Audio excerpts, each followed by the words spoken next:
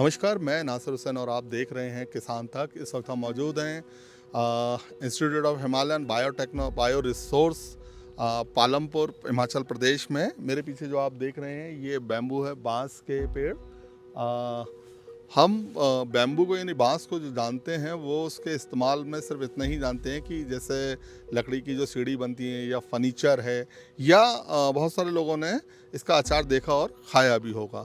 लेकिन आप ये मान लीजिए कि जिस कैंपस में हम खड़े हैं आईएचबीटी के, वहाँ पर ही 43 यानी 43 तरह का बैम्बू यहाँ पर हो रहा है, जिसमें ऑर्नामेंटल बैम्बू भी शामिल है, जिसको कि हम गमलों में, पॉट में लगाकर उसको घरों में भी हम सजा सकते हैं। इसके अलावा बैम्बू से कपड़ा, फैब्रिक भी बनाया जा रहा है। शर्ट जिसकी रेमंड ने भी लॉन्च की है और दूसरी कंपनियों ने भी लॉन्च की है। इसकी शर्ट बाज़ार में, यानी कपड़ा इसका बना हुआ बाज़ार में मौजूद है और आ रहा है। इसके अलावा भी और भी बहुत सारे तरीके के बैम्बू हैं। लेकिन बात यह है कि अचानक से बैम्बू का जिक्र क्यों बढ़ा, बैम्बू का इस्तेमाल क्यों बढ़ा, क्यों बाज़ार में इसकी अचानक से डिमांड होने लगी। इसके लिए हमारे साथ बात करने के लिए मौजूद हैं डॉक्टर रोहित। डॉक्टर रोहित से हम जानते हैं कि बैम्बू कितने तरह का होता है, उसका क्या क्या इस्तेमाल है और मौजूदा वक्त में इसकी डिमांड क्यों बढ़ रही है। डॉक्टर रोहित, अचानक से बैम्बू की डिमांड में तेज़ी क्यों आई है? सर ऐसे अगर मैं आपकी जानकारी के लिए बता दूं कि बैम्बू की भारत में कम से कम 100 से ज़्यादा स्पीसीज़ पाई जाती हैं अलग अलग राज्यों में। और बैम्बू एक ऐसा पौधा है जो भारत में सभी राज्यों में पाया जाता है। तो हर राज्यों में अलग अलग तरह के बैम्बू के पौधे, अलग अलग स्पीसीज़ मिलती हैं। अब मेन बात ये आती है कि इसका इतना ज़्यादा जिक्र आजकल क्यों है।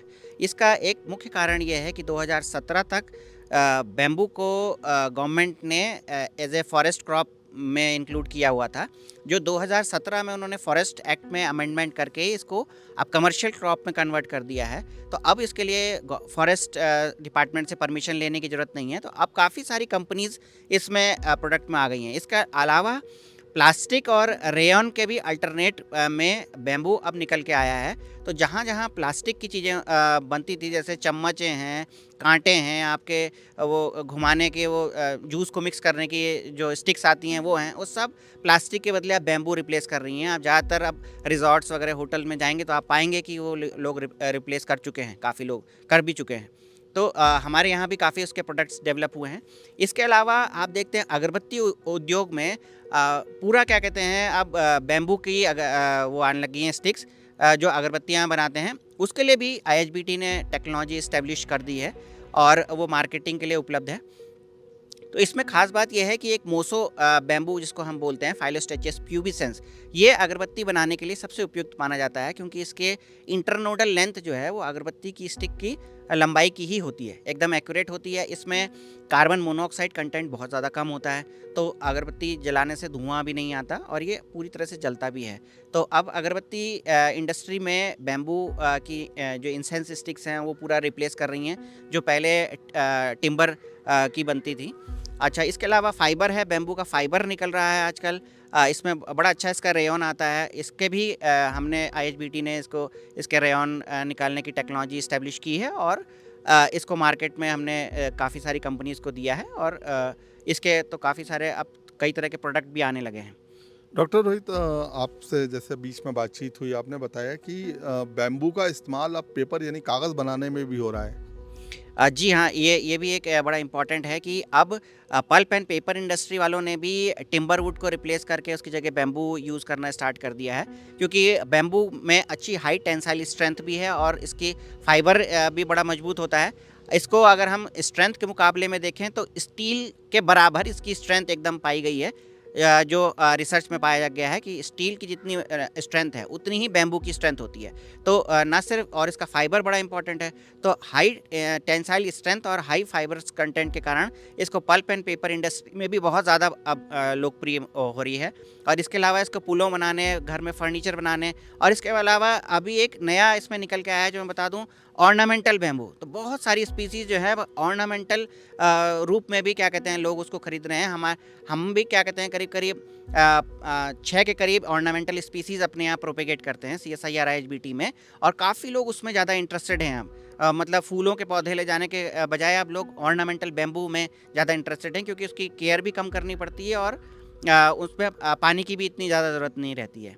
डॉक्टर साहब, जैसे आपकी नर्सरी में हमने देखा, आपने एक बैम्बू दिखाया। बैम्बू का नाम लेते ही एक इमेज आती है कि एक सीधा सा पौधा जो खड़ा हुआ है काफ़ी ऊंचाई तक, और पूरा एक बांस है हरा सा। लेकिन आपकी नर्सरी में हमने देखा एक बेल है जो आपने बताया कि ये भी बैम्बू है, वो क्या है? जी, इसमें मैं बता दूँ काफ़ी तरह के बैम्बू स्पीसीज़ जब हमने बैम्बू पे रिसर्च करनी स्टार्ट की तो हमने पाया कि भारत के अलग-अलग राज्यों में अलग-अलग तरह के बैम्बू हैं। कुछ बैम्बू हैं जैसे सासा ओरिकोमा, ये एक घास की तरह का बैम्बू है जो एकदम घास की तरह से ही उगता है। इसके अलावा कुछ ऑर्नामेंटल स्पीसीज़ हैं और इसके अलावा कुछ जो पोल वाली स्पीसीज़ हैं जिनके बड़े लट्ठे होते हैं, और इसके अलावा कुछ ऐसे बेल की तरह से भी है, जैसे डायनोक्लोआ एक स्पीसीज़ है जो क्या कहते हैं बेल की तरह से बढ़ता है। तो ये भी एक बहुत आश्चर्यजनक है तथ्य। और इसके अलावा क्या कहते हैं कि हमारे पास है डेंड्रोकैलिमस जाइगेंटियस। ये सबसे बड़ा बांस है और सबसे चौड़ा बांस है, और इतना बड़ा होता है कि इसका कॉमन नेम ही विशाल बांस है। जी। तो जो आपने बताया कि जो घास के जैसा है बैम्बू, उसका इस्तेमाल क्या है?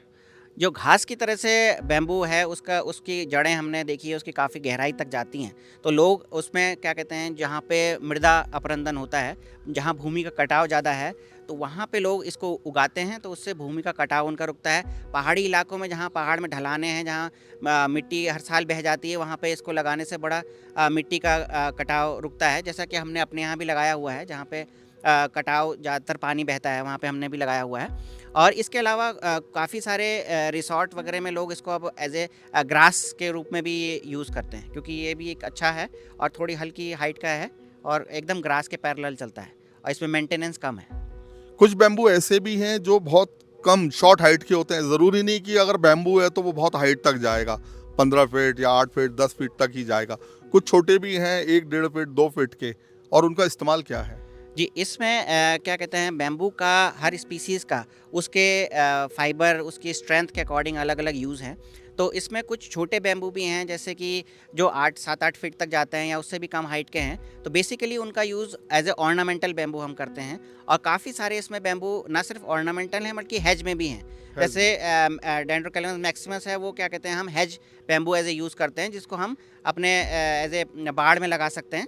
तो ये भी एक अच्छी स्पीसीज़ है और बहुत अच्छा बाढ़ में इसका रिस्पांस आया है जो लोग लेके गए हैं। अचार वाला बैम्बू कौन सा होता है और कहाँ ये सबसे ज़्यादा पाया जाता है?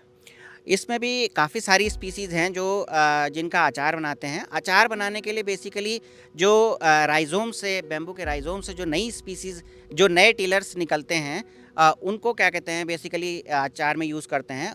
वो एकदम जैसे बैम्बू हरे रंग का होता है, लेकिन वो जो नया शूट निकलता है वो जनरली सफ़ेद कलर का होता है और उसमें बहुत ज़्यादा हाईली न्यूट्रिशियस होता है, और उसमें ख़ास तौर पे मिनरल कंटेंट बहुत ज़्यादा है।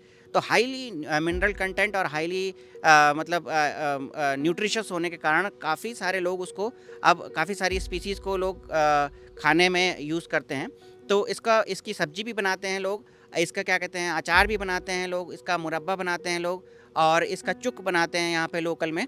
तो यहाँ पे लोकल की एक स्पीसीज़ है हिमाचल की, जिसका मैं नाम लेना चाहूँगा, डेंड्रोकैलिमस हैमिल्टोनी, जिसको लोकल में मगर बांस बोलते हैं। उसका यहाँ पे लोग बहुतायत में यूज़ करते हैं। तो इसमें IHBT ने क्या कहते हैं, बैम्बू के डॉक्टर महेश गुप्ता हैं जिन्होंने बैम्बू के नूडल्स बनाए हैं, उसके क्या कहते हैं कैंडीज़ बनाई हैं, और उसका क्या कहते हैं चुक बनाया है, उसकी अचार बनाने की टेक्नोलॉजी इस्टेब्लिश की है। तो ये तो देखा दर्शकों आपने कि एक बांस जिसको हम आमतौर पर फर्नीचर, सीढ़ी या बहुत ज़्यादा हुआ तो लाठी के इस्तेमाल में भी देखा है। लाठी भी एक अलग जो बांस की प्रजाति है उसी से बनती है, जिसमें होल नहीं होता है, वह उसी की लाठी बनती है। इसके अलावा अब जैसा डॉक्टर रोहित ने अभी बताया कि बांस के नूडल्स भी बन रहे हैं, कैंडी भी बन रही हैं, ऐसी बहुत सारी चीज़ें हैं जिसमें अब बांस का इस्तेमाल होने लगा है, क्योंकि उसको काटने में और ट्रांसपोर्ट करने में अब उतनी परेशानी नहीं आती जितनी 2017 से पहले आती थी।